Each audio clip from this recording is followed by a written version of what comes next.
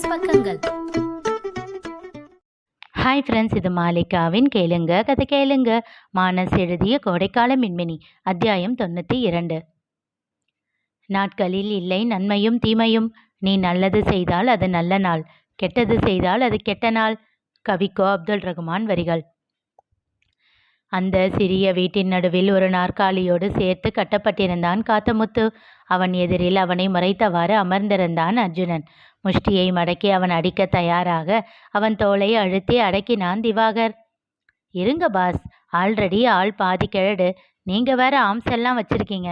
நீங்க ஒரு அடி போட்ட உடனே பொட்டுன்னு போயிட்டான்னா என்ன பண்ணுவீங்க? சின்னதா சாம்பிள் ஏதாச்சும் காட்டுங்க, சார் தானா உண்மையை சொல்லிடுவாரு. இல்லை சார் என்றான். இல்லை, எனக்கு எதுவும் தெரியாது. உன் வீடு இருக்கிறது இந்த ஏரியாவில், இங்கே இருந்து மேட்டுத்தெரு அவ்வளோ தூரம் இருக்குது. நீ எதுக்கு அந்த ராத்திரிக்கு அங்கே போன? அதுவும் உனக்கு டியூட்டியே இல்லாத அந்த ராத்திரி ஹாஸ்பிட்டல் கிட்ட உனக்கு என்ன வேலை? அதை சொல்லு. என் ஃப்ரெண்டை பார்க்க போனேன். சரி, அவர் பேர் சொல்லு. அவன் இப்போ உயிரோட இல்லை. பரவாயில்ல, அவர் பொண்டாட்டி பிள்ளைங்க இருப்பாங்கல்ல, அட்ரஸ் சொல்லு. இப்போ நீங்கள் ஏன் என்ன இப்படியெல்லாம் பண்ணிக்கிட்டு இருக்கீங்க?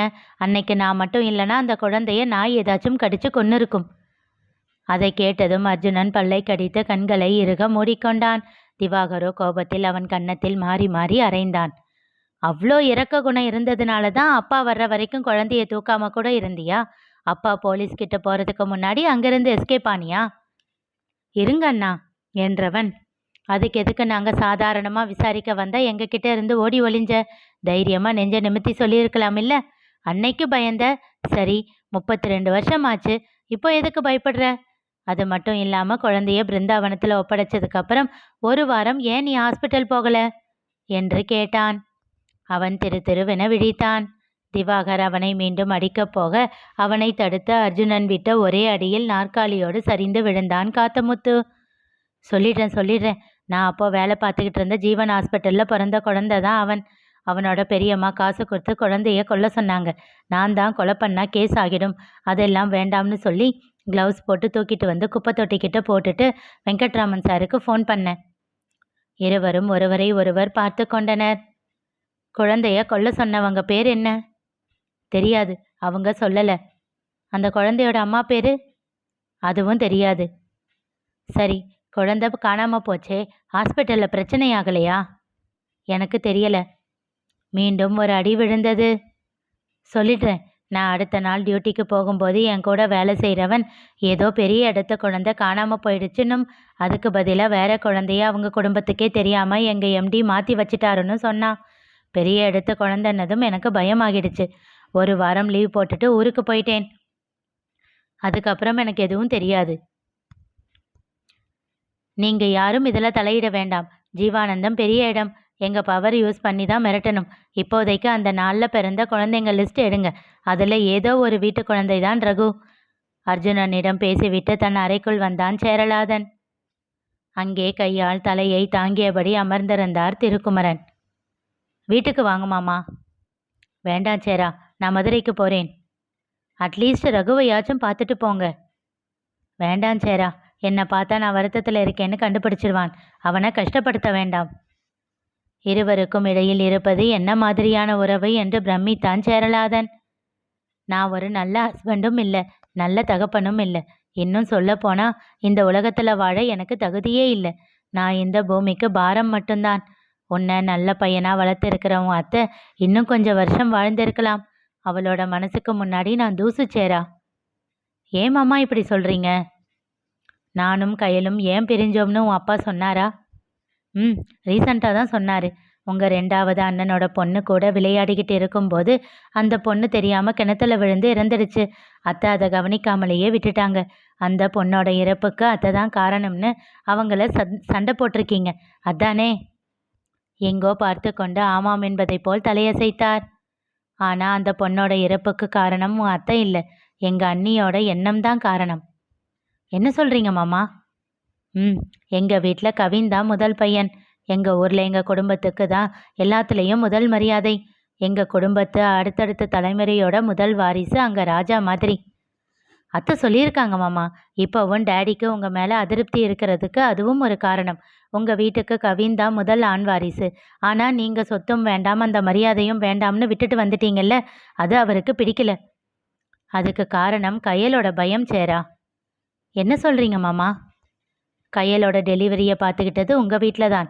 நான் வேலையில் இருந்ததுனால 2-3 நாளைக்கு ஒரு தடவை தான் வந்து போவேன். இங்கே எல்லாரும் இருந்தாலும் எங்கள் வீட்டு பக்கம் யாராவது இருந்து கையலை பார்த்துக்கணும்னு எங்கள் அம்மா சொன்னதுனால என்னோட 2வது அண்ணி தான் கையல் கூட இங்கே இருந்தாங்க. குழந்தை பிறந்தப்போ ஹாஸ்பிட்டலில் அவங்க தான் கூட இருந்திருக்காங்க. பையன் பிறந்ததில் பொறாமப்பட்டு 2 பேர் தாண்டி கடைசியாக பிறந்தா உன் தம்பி. அவனுக்கு பிறந்தவன் ராஜாவாக போகிறான். உன்னாலையும் அண்ணனாலையும் முடிஞ்சதா அப்படின்னு எங்கள் அண்ணி அண்ணன்கிட்ட சத்தம் போட்டுட்டு இவனை எங்கேயாச்சும் தூக்கி போட போகிறேன் அப்படின்னு ஆவேசமாக சொன்னாங்களாம். அரை மயக்கத்தில் இருந்த கையல் அதை கேட்டு பயந்து போயிட்டா. அந்த பயத்திலேயே ஃபுல்லாக மயக்கம் போட்டுட்டா. மயக்கம் தெளிஞ்சப்போ குழந்தைய தான் முதல்ல தேடி இருக்கா. உங்கள் அம்மா அவள் கையில் கவினை கொடுத்துருக்காங்க. அப்போதான் அவளுக்கு உசுரே வந்திருக்கு. ரொம்ப நாள் அவளுக்கு சந்தேகம் இருந்துக்கிட்டே இருந்திருக்கு. நிஜமாவே அது நடந்ததா இல்லை அது கனவான்னு. உயிர் போகிற கடைசி நிமிஷத்தில் என்கிட்ட இதை சொன்னான். ஏன் என்கிட்ட முன்னாடியே சொல்லலைன்னு சண்டை போட்டேன். எனக்கே அது உண்மையா இல்லையான்னு தெரியாதப்போ உங்ககிட்ட சொல்லி உங்களால் குடும்பம் பிரிஞ்சிடக்கூடாதுன்னு தான் சொல்லலை. எனக்கும் எதுக்கும் கவினை பத்திரமா பார்த்துக்கோங்கன்னு சொன்னான். குடும்பம் பிரிஞ்சிடக்கூடாதுன்னு நினச்சவளை போய் நாம் பிரித்து வச்சிட்டோமேன்னு அவ்வளோ குற்ற உணர்வு எனக்கு. அதோட அவளோட இறப்பு, அதை என்னால் ஏற்றுக்கவே முடியல. அவள் சொன்னதும் மனசில் உறுத்திக்கிட்டே இருந்துச்சு. நேராக ஊருக்கு போய் கவினுக்கு அப்புறம் எங்கள் 2வது அண்ணனுக்கு பிறந்த பையன் தலையில் அடித்து சத்தியம் பண்ண சொன்னேன். அவள் ஏதோ வருத்தத்தில் பேசிட்டாப்பா, மனசில் வச்சுக்காதன்னு என் அண்ணன் கெஞ்சினாரு. எனக்கு உலகமே வெறுத்து போச்சு சேரா. எதுவுமே வேண்டாம்னு வந்துட்டேன். சொல்லுப்பா, நான் செஞ்சது தப்பா? உங்கள் அப்பா சொல்கிற மாதிரி நான் படிக்க தெரியாதவனா? சேரலாதனோ பிரம்மை பிடித்தவன் போல் அமர்ந்திருந்தான். அவனிடம் அசைவே இல்லை. சேரா, சேரா, என்ன ஆச்சு? அவர் அவனை உலுக்கினார். மாமா, கவின் பிறந்த ஹாஸ்பிட்டல் பேர் என்ன? ஜீவன் ஹாஸ்பிட்டல். சட்டென்று எழுந்து நின்று விட்டவன் முகத்தில் சந்தோஷமும் வலியும் மாறி மாறி வந்து போனது. அப்போது ஜோஷிதாவிடம் இருந்து அழைப்பு வந்தது. வேகமாக வெளியில் ஓடி அழைப்பை ஏற்றான். அண்ணா, அன்னைக்கு ஹாஸ்பிட்டலில் பிறந்த குழந்தைங்கள ரொம்ப வசதியான வீட்டு பையன் கவின் என்றான் அவள் முடிக்கும் முன். ஆமா அண்ணா, உங்கள் அத்தையோட டெலிவரி அதே நாளில் தான் நடந்திருக்கு. அதுக்கு அடுத்து தேவையில்லை என்றான் மீண்டும் நிறுத்தி. புரியல அண்ணா. மீரா எங்க? இங்கே தான் இருக்கா. ஆனால் உங்கள் அத்தை பேர் வந்ததும் ஏதோ டென்ஷனாக இருக்கா. அவகிட்ட ஃபோனை கொடு. சேரா, உன் புருஷன் யாருன்னு தெரியுமா? நிஜம்தானா சேரா? The great business family Rajan enterprises வீட்டு ரத்தம் மீரா. கன்ஃபார்ம் தானா? இப்பொழுது பெரியதாக சிரித்தான் சேரலாதன். 200% மேடம். இப்போ தான் மாமா கிட்ட இருந்து தெரிஞ்சுக்கிட்ட விஷயங்கள்ல இருந்து கண்டுபிடிச்சேன். வேணும்னா மாமாவை இங்கேயே பிடிச்சி வைக்கிறேன். உன் ஆளுக்கும் அவருக்கும் டிஎன்ஏ டெஸ்ட் கூட எடுத்துடலாம். ஆனாலும் மிஸ்ஸஸ் மீரா, நீங்கள் பிடிச்சாலும் புளியங்கொம்பா தான் பிடிச்சிருக்கீங்க என்று விட்டு உரக்க சிரித்தான். அவள் இதழில் வலி நிறைந்த புன்னகை அரும்பியது. ஆனா சேரா, ரகு என்ன கல்யாணம் பண்ணதுக்கு எல்லாரும் அவர்கிட்ட தான் இது சொன்னாங்க.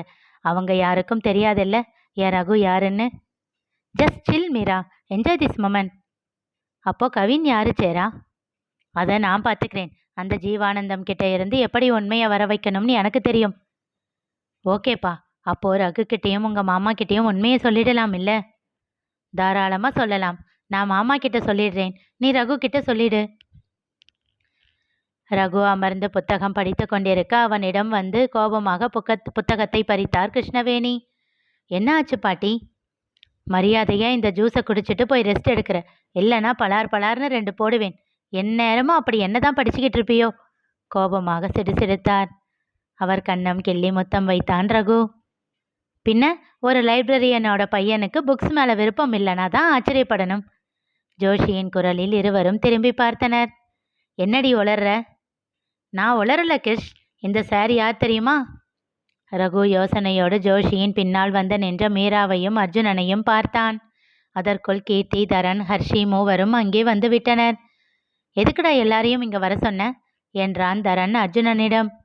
அது ஒன்றும் இல்லை ப்ரோ, நமக்கெல்லாம் பெரிய ப்ரோ ஒருத்தர் இருக்காருல்ல, அவரோட பிறப்பின் ரகசியத்தை கண்டுபிடிச்சிட்டோம். வாட்? ஆனந்தமாக அதிர்ந்தனர். அத்தான், சொல்லுங்க சொல்லுங்க, யாரு? வேகமாக அவன் கையை பிடித்து உலுக்கினாள் ஹர்ஷி. ரகு கேள்வியாக மீராவை பார்க்க அவள் அவனையே தான் பார்த்து கொண்டு இருந்தாள். சாரோட இனிஷியல் டி.